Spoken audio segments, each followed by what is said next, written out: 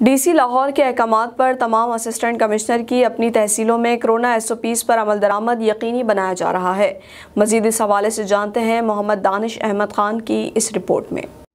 जिला इंतजामिया लाहौर की कोरोना SOPs पर कार्रवाइयाँ जारी हैं। डीसी लाहौर की हदायत पर मजमूई तौर पर 9 दुकानों, स्टोरों, रेस्टोरेंट को सील किया गया, जबकि 25,000 रुपये के जुर्माने भी आयद किए गए।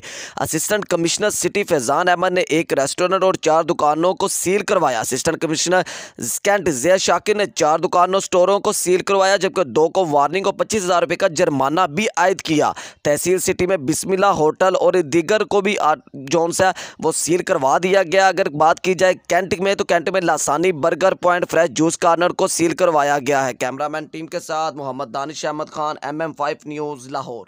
न्यूज़ स्टूडियो से फिल वक्त इतना ही। मज़ीद खबरों और अपडेट्स के लिए देखते रहिए MM5TV.com।